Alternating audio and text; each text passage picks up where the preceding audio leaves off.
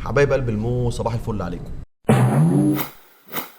زي ما كلنا شفنا، انتهت امبارح مباراة النادي الزمالك والنادي المصري بفوز النادي الزمالك بنتيجة كبيرة بنتيجة 3-0. واللي يبسط يا قلبي ويعدل المزاج ان الزمالك امبارح خلص الماتش بنتيجة ولعب. امبارح حرفيا كان افضل مباراة لعبها الزمالك من اول الدوري. مباراة حرفيا زي ما بقول لك كده تعدل المزاج، وده اللي نفسي لعيبة الزمالك تعرفه. نفسي يعرفوا ويحسوا الزمالك بالنسبة لكل زملكاوي ايه. يعني في عز ما انت مثلا لو مخنوق في شغلك، مخنوق مثلا في بيتك، مخنوق في اي حاجة في الحياة، بيجي الزمالك قادر انه يغير مودك. يعني امبارح انا مثلا قاعد مخنوق في شغلي، جه ماتش الزمالك اتفرجت عليه اتغير مودي 360 درجه. فحرفيا وانت لابس تيشيرت الزمالك انت بتتحكم في مود ومزاج ملايين من البشر. حرفيا الزمالك اكتر حاجه بتفرحهم، بس برضه زي ما هي اكتر حاجه بتفرحهم هي اكتر حاجه بتزعلهم. يكفي ان اقول لك ان من مباراه وادي دجله اللي فاتت لحد امبارح جمهور الزمالك كان زعلان. يعني جمهور الزمالك قعد حوالي 10 ايام زعلان بسبب ماتش، وما اتغيرش موده وما اتغيرش مزاجه غير برضه بسبب ماتش. فاتمنى نفضل على الوضع ده ونفضل على الاداء ده ونبقى قد المسؤوليه عشان خاطر الجمهور اللي وراكم وبيدعمكم. واتمنى نكون استفدنا من التوقف الدولي، وان الزمالك ما بعد التوقف الدوري غير الزمالك ما قبل التوقف الدولي، وما تبقاش مجرد مباراة عابرة ونرجع نخسر تاني من فرق وسط الجدول. لان زي ما انا عارف وكل جماهير الزمالك عارفة، الزمالك عادي خالص يكسب المصري متصدر الدوري واقوى هجوم في الدوري، لكن عادي يخسر من وادي دجلة اللي هو لسه طالع من دوري الدرجة التانية ويتعادل مع المقاولين اخوه برضه اللي طالع معاه. فاتمنى ما يكونش ماتش امبارح ده ماتش عابر، ويكون مجرد نفس صناعي بس بتديهولنا وبعد كده نرجع زي ما كنا. لان بصراحة امبارح الواحد شاف تغيرات بالجملة، سواء في اداء الزمالك او في لعيبة الزمالك او في مدرب نادي الزمالك يانيك فيريرا، واللي بصراحة زي ما قطعنا فيه وزي ما بقالنا 10 ايام بنطالب برحيله لازم نديله حقه النهارده. امبارح حرفيا يانيك فيريرا عمل كل حاجه صح. يعني انت امبارح لو حبيت تنتقده في اي حاجه مش هتلاقي. لا، امبارح انا لاول مره بحس ان في مدرب واقف على الخط، لاول مره بحس ان اللعيبه نازله متعلمه حاجه تعملها. كل حاجه بفضل الله امبارح كانت جميله، من اول التشكيل للانسجام بين اللعيبه لقرارات اللعيبه اللي ياما اشتكينا ان قراراتهم كلها غلط في الملعب. حتى التغييرات كلها في وقتها وفي محلها، واشراك بعض اللعيبه اللي ما كانتش بتشارك. فامبارح بجد برافو يانيك فيريرا، نتمنى الاستمراريه على هذا المستوى. امبارح يا قلب اخوك الزمالك ابتدى بتشكيله مكونه من محمد صبحي في حراسه المرمى، ومحمد اسماعيل وحسام عبد المجيد قلبي دفاع، وبنتايج وعمر جابر كباكات. نيجي بقى لنص الملعب، اخيرا بيعود للرقم 6 نبيل عماد دونجا، وعبد الله السعيد في الرقم 8، وناصر ماهر بيلعب مركز 10 مع 2 اجنحه ادم كايد واخوان الفينا، مع مهاجم صريح عدي الدباغ. لو هتيجي كده تمسك اداء اللاعبين من البدايه، ومحمد صبحي في حراسه المرمى. محمد صبحي بالرغم يعني انه اول تلت ساعه عمل كام هفوه كده وما كانش مركز، الا انه كمل بقيه المباراه بشكل كويس وقدر انه يحافظ على الكلين شيت. نيجي بقى لخط الدفاع، حسام عبد المجيد مش هنتكلم فيه كتير، احنا اتكلمنا في حسام عبد المجيد وقلنا ان هو في استخلاص الكره يمكن يكون كويس، ولكن في حته الطلوع بالكره هو فعلا افشل ما يكون انه يطلع بالكره. ولكن عشان ربنا بيعوض صبر خير، وزي ما قلت 100 مره ان محمد اسماعيل من افضل اللعيبه اللي بتطلع بالكوره، امبارح الحمد لله ربنا اثبت كلامي. محمد اسماعيل امبارح بيشركه يانيك فيريرا في ظل غياب محمود حمدي الونش للايقاف بعد الطرد اللي خده الماتش اللي فات. ومحمد اسماعيل من الواضح كده ومن اول ماتش انه عايز يمسك في الفرصه بايده واسنانه. محمد اسماعيل يمكن في اول ربع ساعه كان عنده بعض الهفوات الدفاعيه، ولكن ده امر طبيعي، انت بتلعب اول ماتش مع الزمالك وبتلعب اقوى هجوم في الدوري، فمن الطبيعي ان هيجي عليك فرص كتير. ولكن الراجل بصراحه قلبه قاعد، محمد اسماعيل ده قلبه قاعد. ان انت يبقى اول ماتش ليك مع نادي الزمالك وقصاد النادي المصري وتجرب تبقى اخر لاعب في الملعب وتلم لاعب واتنين وتطلع بالكوره، انت قلبك قاعد. لان فعلا كوره من الاتنين اللي محمد اسماعيل لم فيهم المدافع دول لو كانت اتخطفت منه كان يعتبر بيذبح نفسه. ولكن الراجل بصراحه اللهم صل على النبي عليه ثقته في نفسه للسما. فانا متفائل خير جدا بمحمد اسماعيل، واتمنى بعد محمد اسماعيل يكون صلاح مصدق ليه نصيب في التورتايه. جماعه الراجل ده مظلوم قوي قسما بالله. انا مش بقول لك على حد انا ما شفتوش، صلاح مصدق انا شفته مره واثنين وثلاثه، يا جماعه لعيب عالي جدا. وبصراحه بقى وما تزعلوش مني، ومن الاخر انا حاسس ان حسام عبد المجيد واخد اكتر من حقه في خط الدفاع بتاع الزمالك، بس هي برضه وجهات نظر مدرب، وطالما ماشيه معاه خلاص ما نقدرش نتكلم. نيجي بقى للاثنين الباكات بنتايج وعمر جابر. بنتايج اخويا وصاحبي اللي عمري ما راهنت عليه وخسرني الرهان. بنتايج اللي امبارح حط 50% من خطوره النادي المصري في جيبه، وهو يا سيدي اللاعب الجزائري عبد الرحيم دغموم. عبد الرحيم دغموم حرفيا هو 50% من قوه النادي المصري الهجوميه. ولكن امبارح محمود بنتايج ونبيل عماد دونجا قتلوا خطوره دغموم نهائيا، وبقتلك لخطوره دغموم صدقني انت كده قتلت هجوم المصري كله. صلاح محسن على عيني وراسي، بس صدقني من غير دغموم مش هيشتغل. حتى عمر الساعي اللي انا كنت خايف منه لما ينزل في الشوط الثاني طلع حرفيا برضه مش هيشتغل غير بدغموم. دغموم هو المحرك المحرك الرئيسي لهجوم النادي المصري، وبتعطيله انت كده بتعطل هجوم النادي المصري تماما. فبجد محمود بنتايج زي ما كنت زعلان منه الماتش اللي فات، بس الراجل ده بصراحه بيصعب عليه زعلنا وبيصالحنا اول باول. نخش بقى على الناحيه الثانيه وعمر جابر في مركز الباك رايت. عرفتوا ليه بقى انا لساني دلدل عايزين بديل لعمر جابر؟ هتقول لي يا عم هو بارون اوشنج لسه لعب، هقول لك لا ما لعبش بس شحن عمر جابر. اي لاعب في العالم لو حس ان هو ملوش بديل هيبدا مستواه يهبط، ومش شرط عشان شخصيته او هو وحش او حاجه، بس هو طبيعي، امر طبيعي لما تلاقيش حد ينافسك على المركز بتاعك مستواك هيقل. المنافسه دايما هي اللي بتخليك في الطالع.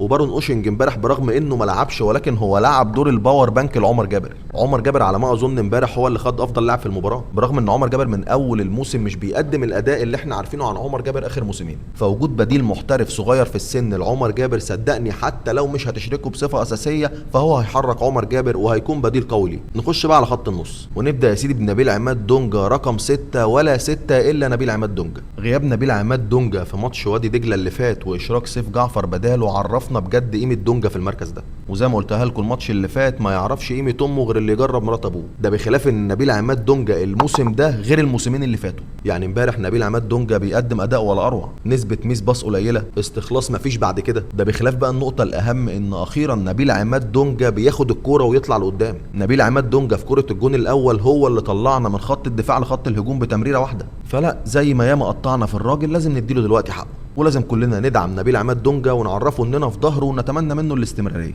وزي ما قلت لك ده كله في مصلحه نادي الزمالك. نخش بقى كده على مايسترو نص الملعب الكابتن عبد الله السعيد.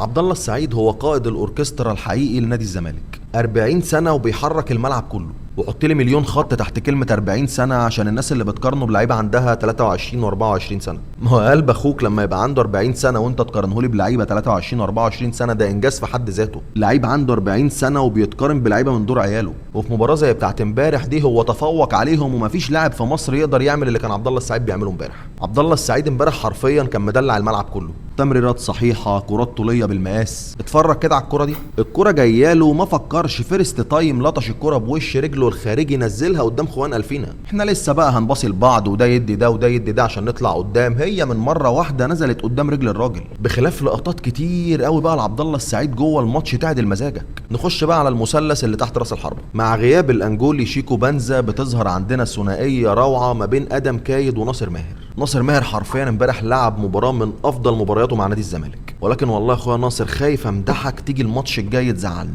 لان مشكلتك الازليه يا ناصر مع نادي الزمالك انك بتدينا مباراه ولا اروع وتنام عليها 5-6 مباريات. فده اللي بيضايق جمهور الزمالك وبيزعلوا منك، لان انت لما بتيجي تدينا مباراه زي بتاعه امبارح دي احنا بنعرف قدراتك وبنعرف ان انت عندك كتير، فلما بتيجي بعد كده تخذلنا بنزعل وبنتضايق. فاتمنى من الله انك تستمر على المستوى ده. يعني احنا لغايه دلوقتي في الدوري تقريبا لاعبين حوالي 6 ماتشات، انت افضل مباراتين ليك كان مباراه سيراميكا كليوباترا نسبيا والمباراه بتاعه امبارح. بخلاف ذلك الاربع مباريات اللي في النص كلهم شكاوى من الجماهير بسبب انانيه، بسبب انك بتلعب لنفسك. فاتمنى انك تكمل الموسم ده كله بالاداء اللي انت اديته امبارح، لان صدقني والله ده في مصلحتك انت قبل ما يكون في مصلحه الزمالك. هو انت يعني ما نفسكش تروح منتخب مصر وتلعب اساسي؟ صدقني انت لو لعبت كل مبارياتك بالاداء بتاع امبارح ده انت تلعب في منتخب مصر على اي حد. فاتمنى انك تركز في نفسك وتركز في شغلك وما تبقاش زي لعيبه كتير كان عندهم موهبه ولكن الدماغ ما فيش. تعال بقى نرجع للثنائيه اللي عملها ناصر ماهر مع ادم كايد واللي تسببت في الهدف الاول لنادي الزمالك. ادم كايد وناصر ماهر هما يمكن اكتر 2 لعيبه حاسسهم فاهمين بعض في ارض الملعب، وكنت مبسوط بالثنائيه دي جدا خلال الشوط الاول. ولكن اللي ما عملتش حسابه ان في الدقيقه 5 من الشوط الثاني ادم كايد بيفيص. والله بيفيص، خلص بنزين. معرفش بقى الكلام ده راجع لايه، هل راجع لان الراجل ده بدنيا محتاج يشتغل على نفسه شويه، ولا راجع ان الراجل ده المفروض بيلعب في عمق الملعب وانا بلعبه جناح فبذل مجهود مضاعف؟ وارد يكون كده وارد يكون كده، بس اتمنى لو هي الاحتمال الاول وان الراجل ده بدنيا محتاج شغل فاتمنى نشتغل معاه على حته البنري شويه، لان ادم كايد حرفيا عنده كره حلوه قوي، وواحد من اللعيبه اللي بيقدر يديك باصات انا عن نفسي بسميها باصات خبيثه او الباصات الغير متوقعه. فاتمنى لو اللي ناقصه حته بدنيه فنشتغل عليها. وزي يا سيدي ما كان عندك الجبهه الشمال قايمه على فردين، فانت الجبهه اليمين عندك كانت قايمه على حمله تتمركز في لاعب اسمه خوان الفينا. حرفيا البرازيل بعتلنا عرباجي بالصلاه على النبي. المعهود عن لعيبه الدوري المصري كله انها لما بتستلم الكوره بتستنى المدافع يجي لها، او اي جناح في الدوري المصري لما بيستلم الكوره المدافع هو اللي بيخش عليه. انما اخوان الفينا بياخد الكوره وبيخش هو على المدافع، اللي هو عرباجي زي ما بقول لك، هو بياخد الكوره يلا الكلام مع مين، لا فرقه معاه حد ولا بيكبر في عينه حد.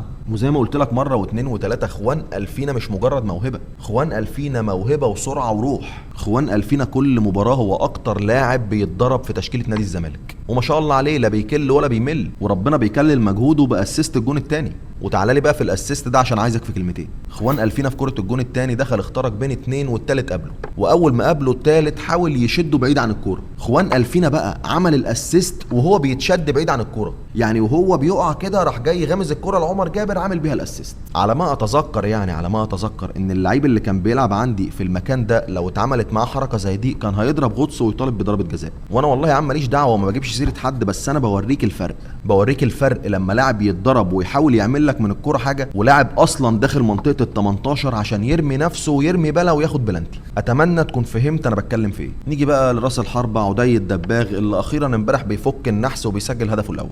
الله ينور على عدي الدباغ ان هو بيقدر يسجل هدفه الاول مع نادي الزمالك، ولكن بصراحه انا شايف ان في عناصر تانية محتاجه تاخد فرص. ما بقولكش انه ما يلعبش، بالعكس انت اديته الثقه كتير وكمل، ولكن في لعيبه تانية زي عمرو ناصر، زي ناصر منسي، زي الجزيري، بما انك قررت ترجعه المفروض اللعيبه دي تاخد فرصه. وبعدين بيتهيألي يعني ان مركز راس الحربه هو من اكتر المراكز اللي ممكن تجرب فيها عادي. انت كمدرب اكتر حاجه تهمك من راس الحربه انه يفنش لك، فهو بالنسبه لك راجل فينيشر، فمش هتفرق لو غيرت لاعب بلاعب. والله ده مش ماشيه معاه، جرب غيره يمكن تمشي معاه. لان انا كراجل زملكاوي وانت كراجل مدرب يهمك انك تدي الثقه لكل اللعيبه وتديهم دقائق لعب زياده، بس اوعى تنسى ان مصلحه الفريق اولا. وفي مركز المهاجم الصريح بالاخص انا عايز اللي يخلص لي. وبالفعل يانك فيريرا امبارح عمل حته من الكلام اللي انا بتكلم فيه ده. يعني نيجي مثلا للدقيقه 63 والزمالك كان كسبان 1-0، نتيجه غير مطمئنه تماما في ظل ان انت زي ما قلت لك بتلاعب اقوى هجوم في الدوري. وبالفعل كل الهجمات اللي كان بيروح بيها النادي المصري على مرمى نادي الزمالك امبارح كانت كلها خطر، وكان وارد جدا في كلمه وحدوته تخسر 3 بونت. فبنيجي في الدقيقه 63 والكابتن يانك فيريرا بيطلع عدي الدباغ وبينزل عمرو ناصر وبيطلع ادم كايد اللي زي ما قلت لك هو بنزينه كان خلص، وبينزل عبد الحميد معالي. تغييرين جددوا دم الفرقه ونشطوا الثلث الهجومي لنادي الزمالك. وبالفعل بعد التغييرين دول بدقايق بيقدر نادي الزمالك انه يحرز الهدف الثاني، وهو المطلوب اثباته ان انا لو في لعيب عندي في الملعب غير موفق الى حد ما اصبرش عليه اكتر من الدقيقه 60. يعني عدي الدباغ هو جاب جون امبارح بس ما كانش مقدم لي برده الاداء اللي انا مستنيه. يمكن جاله اكتر من كوره امبارح غير كوره الجون، لو كان ركز فيهم كان ممكن يسجل الثاني. فحلو قوي توقيت الدقيقه 60 و63 ان انا اسحب عدي الدباغ واجرب واحد زي عمرو ناصر اللي انا كنت حاطط فيه ثقه كبيره قوي من اول ما جه نادي الزمالك. وبالفعل امبارح عمرو ناصر بينزل يتحرك في الثلث الامامي ويعمل لك دوشه وبيلعب كوره بالهيد، ولكن بيخرجها حارس مرمى النادي المصري، وفي الاخر بيتسبب لك في ضربه جزاء اللي بتجيب بيها الجون الثالث. فحلو قوي انت كمدرب مقتنع بعدي الدباغ ان هو يلعب اساسي، انا مش هعارضك، ولكن لما تلاقيها مش ماشيه معاه اخرك الدقيقه 60 وشقلب وقلب. نيجي بعد كده لتغييرات الدقيقه 80. الدقيقه 80 يا سيدي بينزل احمد حمدي مكان ناصر ماهر، واحمد شريف مكان خوان الفينا. طبعا زي ما قلت لك امبارح خوان الفينا وناصر ماهر عملوا كل اللي عليهم وادوا مجهود بزياده، بالاخص خوان الفينا. فبالتالي الراجل بيعمل تغييرين لاراحه اللعيبه ما فيهمش اي فلسفه، تغيير لاعب بلاعب. احمد حمدي مكان ناصر ماهر في نفس مركزه، واحمد شريف مكان خوان الفينا في نفس مركزه. وزي ما نشطنا الجبهه الهجوميه في تغييرات الدقيقه 63 وسجلنا الثاني، بننشط تاني الجبهه الهجوميه في الدقيقه 80 وبنسجل الهدف الثالث. واخر تغيير معانا كان في الدقيقه 93 بتغيير دونجا بفتوح، وانا شايفه بصراحه تغيير لاستهلاك الوقت مش اكتر. وبتنتهي يا سيدي المباراه على كده بعنوان اداره ناجحه ليانك فيريرا بنسبه 10/10. وزي ما قلت لك فرحنا اتبسطنا غيرنا مودنا، ولكن برضه مش عايزين نشطح بخيالنا، لازم نهيئ مخنا احنا كزملكاويه لكل السيناريوهات. احنا كزملكاويه هنتمنى السيناريو الاحسن وتفائلوا بالخير تجدوه، ولكن عشانك انت كمشجع وعشان انا لازم تحط كل السيناريوهات قدامك وما تبالغش في ردود افعالك. لان انا بصراحه كراجل زملكاوي وخدها في سرك مني كده، انا بطني وجعاني ليه يا قلب اخوك؟ لانها عمرها ما مشيت معانا سكينه في حلاوه. يعني انت مثلا عندك وخلال التوقف الدولي حصل من مجلس اداره نادي الزمالك انه اخر رواتب اللعيبه والجهاز الفني، وده يا قلب اخوك اللي مش هيعجب واحد زي جون ادوارد، لان الاداره من الاخر كده ملهاش دعوه، هي رمت كل حاجه في حجر جون ادوارد هو المتصدر الاول قصاد كل اللعيبه اللي جابها وقصاد الجهاز الفني. وهو الراجل ما غلطش، انت قلت له عايز لعيب على قد امكانياتي، والله انا معايا قرش ونص، معايا قرش وربع، الراجل جاب لك على قد امكانياتك. فلو انت قصرت معاه في حته رواتب اللعيبه او الجهاز الفني ممكن تحصل مشكله احنا مش عايزينها. طب ليه يا سيدي انا بقول لك الكلام ده كله؟ انا بقول لك الكلام ده كله عشان الفيديو اللي كلنا شفناه لجون ادوارد امبارح في المدرجات، الفيديو اللي شفناه بعد الهدف الثالث، وشفنا منظر جون ادوارد عامل ازاي. جون ادوارد اللي كان مع كل جون بيجي لنادي الزمالك بيقوم يتنطط. انا ما بقولكش يتنطط يا عم، بس ده مش رد فعل طبيعي. ورساله اخيره بقى لاداره نادي الزمالك، انتوا قبل مجيء جون ادوارد كان في اخفاقات بالجمله عندكم، ده بخلاف اللعيبه الكسر اللي جت بمبالغ خياليه امثال مشلاك وغيره، ده بخلاف اخفاقاتكم في كل العاب الصالات. ومع مجيء جون ادوارد كمدير رياضي لنادي الزمالك لا مؤاخذه كده هو اللي نجاتكم من ايدينا. فهي حاجه من اتنين، يا انت جايبه يصلح بجد وهتقف في ظهره، يا انت جايبه تحطه كبش فدا وتخلع. فنداء اخير لاداره نادي الزمالك، لو ما وقفتوش في ظهر الراجل ده ولو تسببتوا في رحيله محدش هيرحمكم، ومفيش اجعص جعيس هيشيلكم من تحت ايد جمهور الزمالك. الراجل عمل لك كل اللي عليه، مش طالب منك غير انك تلتزم معاه في مستحقات اللعيبه والجهاز الفني. فالراجل لما جه شال من عليكم كم مسؤوليات ومساءلات، وكل اللي طلبوا منكم بس انكم تلتزموا بدفع عقود اللعيبه والجهاز الفني. يعني انت حاليا مش مطالب ولا عليك مسؤوليه غير حاجه واحده بس، هي دفع الرواتب. فلو الحته دي كمان فشلت فيها فلا مؤاخذه بقى تورونا عرض كتافكم. ومحدش يزعل مني في الكلمتين اللي انا قلتهم دول، بس انا اتعلمت كده طول عمري ان انا الحق المصيبه قبل ما تحصل. والله لحقتها خير وبركه، ما لحقتهاش اديني قلت. وبس كده يا سيدي، ولو انت وصلت معانا لنهايه الحلقه ما تنسناش باللايك والسبسكرايب والكومنت الجميل بتاعك، واشوف وشكوا على خيرة الله. احلى اخوات واحلى متابعين.